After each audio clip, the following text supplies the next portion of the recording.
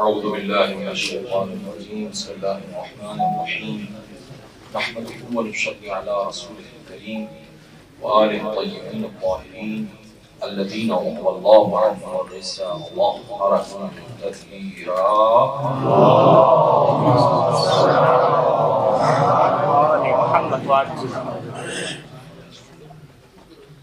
اما بعد فقد قال مولانا امیر المؤمنین في شأن رسول الله يخرج من عبادة عباده إلى عبادته ويضع عنهم إسرهم والأغلال التي كانت عليهم صلوات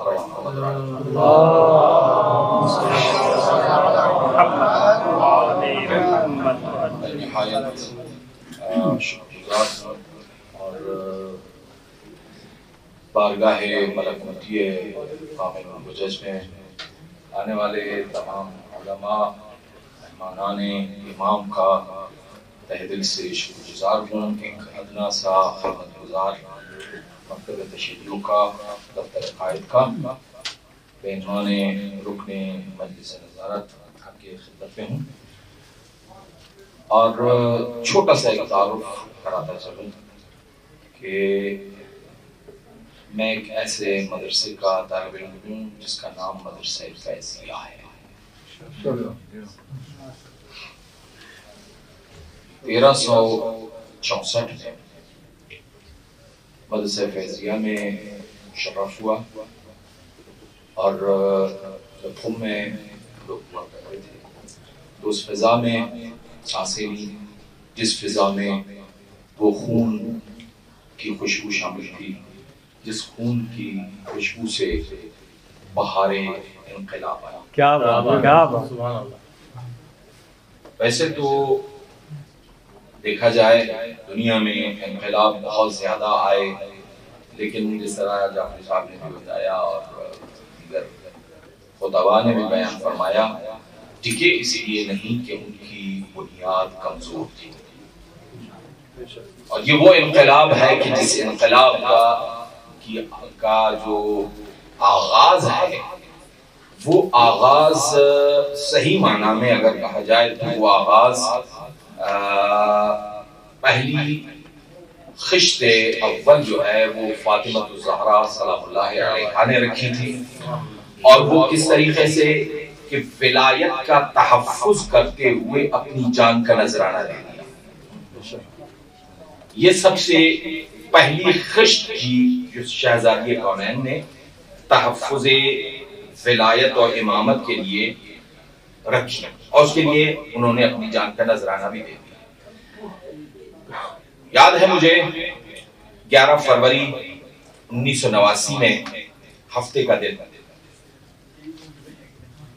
ایک ایسا انفجار ہوا کہ جس انفجار کے نور نے اور اس انفجار نور کے کچھ شرارے ایسے تھے جو اس طرح دنیا میں پھیل گئے کہ عباس موسوی اور شہید عارف الحسینی کی شکل میں دنیا میں نمائندے انقلاب حریت بن کے سامنے آئے.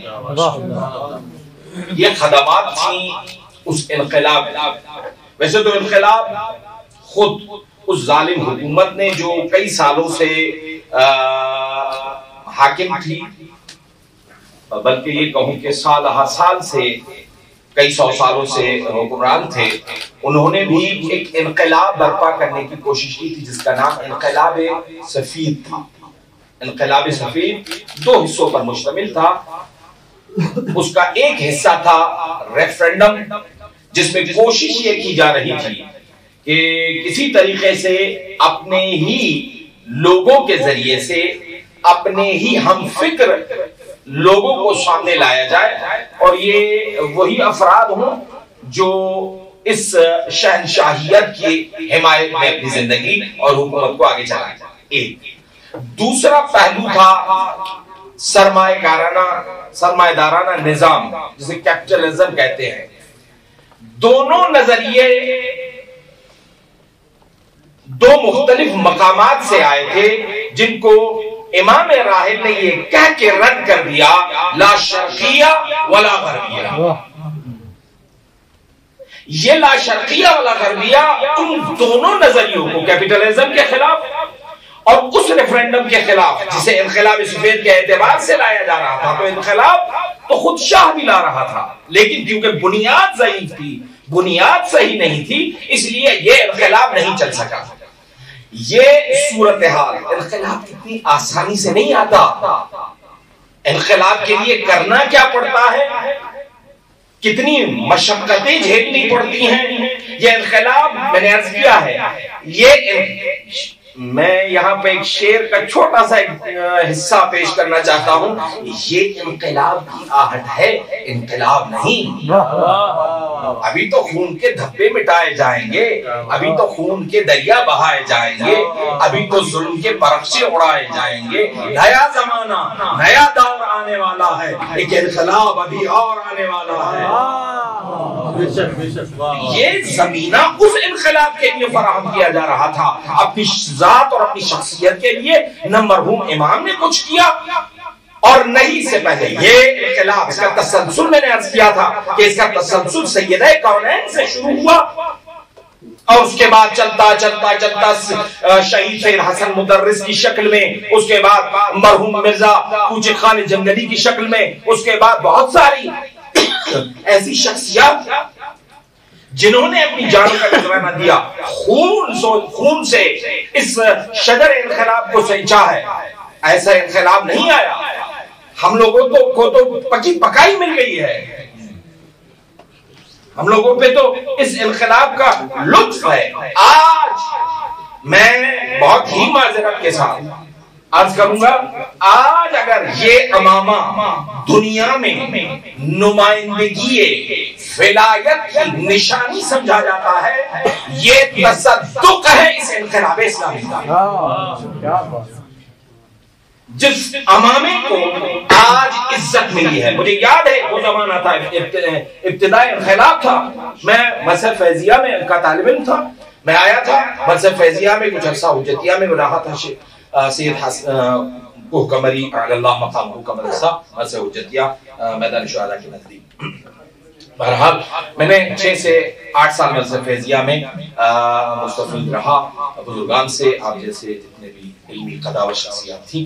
عرض کرنے کا مقصد یہ ہے کہ یہ جتنے بھی انقلاب آئے تھے، ان انقلاب میں بہت ساری قربانیاں آئی. اچھا، میں نے کیوں کہا تھا کہ اس میں خون شامل ہے اور اس کا کہیں نہ کہیں ربط کربلا اور فاطمہ زہرا سے ہے، اس کا سبب سنا عرض کرتا ہوں. 11 فروری 18 صفر تھی، یعنی پھر وہی کربلا. غور کرتے آئیے، 15 خرداد روز عاشور تھا. ہم فیضیہ تو کر رہے ہیں. فیضیہ میں ہوا کیا؟ کلمۃ الحق یراد بہ الباطل، یہ تو آپ نے سنا ہی ہوگا. یہی کہانی اٹھی تھی. آپ کو پتا ہے کہ مدرسہ فیضیہ میں ایسا ہوا کیا کہ جس کی وجہ سے جھگڑا پیدا ہو گیا. مرحوم امام تو بعد میں آئے تھے، دوسرے دن آ کے انہوں نے تقریر کی تھی. اس دن تو امام نہیں تھے وہاں. یہ جو جھگڑا ہوا تھا وہ دن تھا شہادت امام جعفر صادق علیہ السلام کا، اور مجلس برپا کی گئی تھی جس میں 2 سائڈ سے، مذہب فیضیہ کے 2 سائڈ سے 70 لوگ دائنے اور 30 لوگ بائیں سائڈ کو کھڑے تھے. ہو کیا رہا تھا؟ تقریر چل رہی تھی، مجلس چل رہی تھی. آیت اللہ گل پیغانی اعلی اللہ مقامہ کی طرف سے وہ مجلس قائم کی گئی تھی. وہاں پہ ہوا کیا؟ اس تقریر اور اس مجلس، اس پیغام کو خراب کرنے کے لیے، دیکھیں میں نے عرض کیا ہے کہ اس انقلاب کا کہیں نہ کہیں سے ربط کربلا سے ہے. ادھر خطبہ سید الساجدین چل رہا تھا، ادھر سے اذانیں شروع ہو گئی تھی. وقت تھا یا نہ تھا، لیکن اذانیں اس لیے تھی تاکہ امامت کے کلام کو منقطع کیا جائے. یہاں پر کلام انقلاب کو منقطع کرنے کے لیے 100 لوگوں نے، 70 اس طرف تھے، یاد ہے مجھے، 70 اس طرف تھے اور 30 اس طرف تھے. اور آواز کیا آ رہی تھی؟ برائے سلامتی ہنشاہ آیامن صلوات خط کن. یعنی صلوات محمد و آل محمد پر صلوات جو ہے اس کے ذریعے سے کلام میں انقلاب کو منقطع کرنے کی کوشش کی جا رہی تھی. بہت ہوشیار رہنا ہے. میں اپنے چھوٹے بھائیوں سے عرض کر رہا ہوں, جو میرے بزرگان ہیں وہ مجھ سے بہتر جانتے ہیں کہ ہم لوگوں کو اس انقلاب اور اس کے کو لاحق خطرات کو کس طریقے سے منہ دینا ہے, کس طریقے سے دیکھنا ہے. میں یہ بھی عرض کرتا چلوں یہاں تک کہ معذرت کے ساتھ اطلاعات, یہ کتاب, یہ اخبار جو آج بہت ہی نامور جو ہے وہ اخبار ہے, اس میں ایک مقالہ چھپا تھا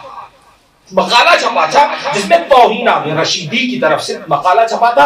ہو سکتا ہے, شاید ہو سکتا ہے, میں کچھ یقین سے نہیں کہہ رہا کہ کہیں میرے پاس وہ اخبار کا کہیں فوٹو یا کچھ ہو, لیکن اس میں وہ مقالہ چھپا تھا جس میں توہین آمیز, تو میڈیا انقلاب کے خلاف, علماء اس انقلاب کی تحریک کے خلاف, یہاں تک کہ تولیت حرم حضرت معصومہ نے بھی شرکت نہیں کی. عجیب بات بتا رہا ہوں میں, اس زمانے میں کیوں؟ اچھا, مجبوری کیا ہے؟ مجبوری یہ تھی کہ اوقاف میں اور باقی جیسے اسناد رسمی جو ہوتی ہیں مثلا جن کا تعلق شرعی اعتبار سے دیا گیا ہے, تو وہاں پر علماء کا ہونا لازمی ہوا کرتا تھا. تو ان علماء کے سلسلے میں ان کو مجبور کیا گیا تھا کہ خبردار کوئی بھی اس کام میں ان لوگوں کے ساتھ مل کے کہیں نظر آیا تو جان سے تو جائے گا, لیکن پھر ان کا نام و نشان اولاد کے حوالے سے بھی مل جائے گا. تو بہت سارے ایسے تھے جنہوں نے نہ اپنا نام بچایا, اپنا کام بچایا, اپنا سر بچایا. میں نے جان بوجھ کر یہ کہہ رہا ہوں, اور آپ دیکھیں انقلاب کی ویکیپیڈیا موجود ہے, اس میں ساری چیزیں موجود ہیں, آپ اس کو دیکھیں گے, مطالعہ فرمائیں, مجھ سے بہتر جانتے ہیں کہ اس انقلاب کے لیے بہت ساری قربانیاں. تو ان ساری چیزوں کے پیچھے بات کیا تھی؟ بات گھوم پھر کے وہی ولایت تھی جو جناب سیدہ نے جس کا تحفظ کیا تھا, چادر میں عبائے علی میں ہاتھ ڈال کر اپنے ہاتھوں کو زخمی کرایا تھا, اپنی جان کی قربانی دی تھی اس ولایت و امامت کے تحفظ کے خاطر. وہی سلسلہ کربلا کی شکل اختیار کرتا کرتا کرتا اور یہاں تک کہ یہ صورتحال سامنے آ گئی. مجھے یاد ہے, مجھے اساتذہ کہا کرتے تھے کہ کئی مہینوں تک فیضیہ اور حجتیہ کی دیواروں پر, حجتیہ کی بات شروع جو دروازے کی سائڈ, اب تو آفیسیں بن گئی ہیں وہاں پہ, تو اب حاصل نہیں رہی, لیکن اس زمانے میں یہ بہت بڑی ہاسٹل ہوا کرتی تھی طلاب غیر ایرانی کی. اور زمانے میں جو طلاب تھے, پہلے تو صورتحال یہ تھی کہ آ گئے تو ہو گیا, وہ وہیں پہ پڑھتے تھے. اس کے بعد پھر شورائے سرپرستی طلاب غیر ایرانی کا نام ہوا کرتا تھا. اس کے بعد پھر یہ ایسے نام ہوتے ہوتے اب تو جامعہ المصطفیٰ کا نام ہے. میرا کہنے کا مقصد یہ ہے کہ بہت محنتیں کی ہیں اس انقلاب نے. اس انقلاب کی محنتوں کو ضائع نہیں کرنا ہے. یہ انقلاب صرف انقلاب خمینی نہیں ہے, یہ انقلاب حسینی ہے. اس میں بہت سارا خون جو ہے وہ شامل ہے, اور یہ خون جو ہے وہ آپ اندازہ بھی نہیں لگا سکتے کہ کتنا جو ہے وہ یعنی رنگ لایا ہے. کہ آج دیکھیں وہی نظام چل رہا ہے. صورتحال مجھے یاد 21 بہمن, معذرت کے ساتھ 21 بہمن تھی اور شب جمعہ تھی. آیت اللہ منتظری مرحوم نے تقریر کی تھی, متاسفانہ میں اس تقریر میں موجود تھا.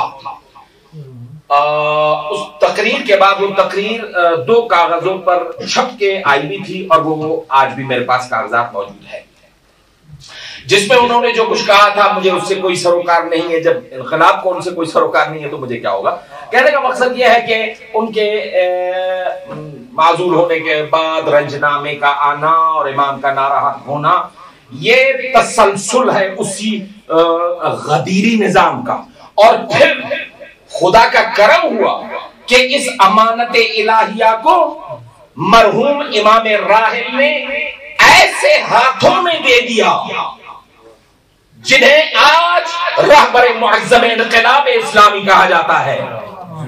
یہ وہی غدیری نظام بن گیا کہ حکومت اسلامیہ کو، نظام الہیہ کو ایک ایسے نمائندہ خدا کی طرف سے، ایک ایسے ولی خدا کے ہاتھوں میں دیا جا رہا ہے کہ جو اتنے مضبوط ہے کہ دنیا بھر مل کر ان کے اوپر پابندیاں، ان کے اوپر سینکشن، ان کے اوپر اتنی ساری مصائب اور پھر جنگ تحمیلی اور اس کے بعد بہت سارے ایسے داخلی اور خارجی مسائل کا پیدا ہونا، یہ ایک ایسے فرزند زہرا کی محنتیں ہیں کہ آج انقلاب صرف باقی نہیں ہے، یہ ایسی جڑیں، ایسی شاخیں پہنچا چکا ہے کہ نائجیریا سے لے کر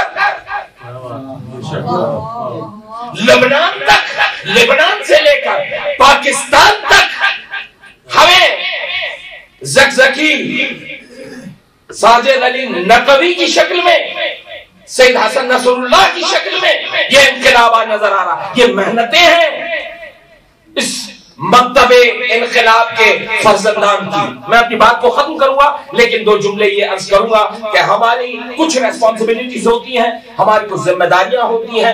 ایک چھوٹے سے طالب علم کے حوالے سے میں عرض کرتا ہوں کہ ہم لوگوں کو یہ چاہیے کہ ہم اس انقلاب کی فکر کو، جس طرح میرے برادر ناصر انقلابی صاحب خدا ان کو سلامت رکھے، انہوں نے بڑی اچھی بات کہی کہ مرحوم امام نے کہا تھا کہ میرے جو نمائندے ہیں وہ ماؤں کی گودوں میں ہیں. صحیح بات ہے.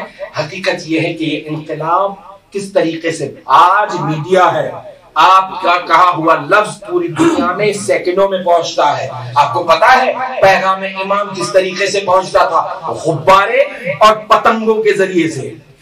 یہ پتنگ جو اڑائے جاتے ہیں نا، ان پتنگوں کے ذریعے سے پیغام انقلاب پہنچا ہے، فکر انقلاب پہنچی ہے، قربانیاں دی ہیں اس انقلاب کے لیے، اور اس میں خون شامل ہے. اور خون اس ظلم کے خلاف ایک ایسی دیوار بن کے آ گیا سامنے. مجھے بڑی خوشی ہوگی کہ میں صاحب لدھیانوی کا اشعار کے ساتھ اپنی بات کو ختم کروں اور آپ لوگوں کی سبق خراشی کو تمام کروں. حقیقت یہ ہے کہ صاحب لدھیانوی نے بڑا خوب کہا تھا، ظلم پھر ظلم ہے، بڑھتا ہے تو مٹ جاتا ہے، خون پھر خون ہے، ٹپکے گا تو جم جائے گا. خاک صحرا پہ جمے یا کف قاتل پہ جمے، تیغ بیدار پہ یا لاش جسمن پہ جمے، فرق انصاف پہ یا پائے سلاسل پہ جمے، پھر خون ہے ٹپکے گا تو جم جائے گا. ظلم پھر ظلم ہے، بڑھتا ہے تو مٹ جاتا ہے. لاکھ بیٹھے کوئی چھپ چھپ کے کمی گاہوں میں، خون خود دیتا ہے جلادوں کے مسکن کا سراغ. سازش لاکھ اڑاتی رہے ظلمت کے نقاب، لے کے ہر اون نکلتی ہی ہتھیلی پہ چرا. ظلم کی قسمت ناکارہ اور رسوا سے کہو، جبر کی حکمت پرکار کے ایمان سے کہو، محمل مجلس اقوام کی لیلا سے کہو. خون دیوانہ ہے، دامن پہ لپٹ سکتا ہے، شعلہ تند ہے، خرمن پہ لپٹ سکتا ہے.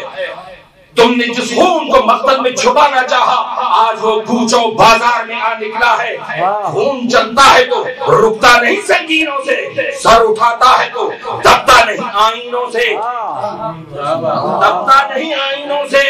ظلم کی بات ہی کیا، ظلم کی اوقات ہی کیا، ظلم بس ظلم ہے، آغاز سے انجام تلک. خون پھر خون ہے، سو شکل بدل سکتا ہے. ایسی شکلیں جو مٹاؤ تو مٹائے نہ بنے، ایسے شعلے جو بجھاؤ تو بجھائے نہ بنے، ایسے نعرے جو دباؤ تو دبائے نہ بنے.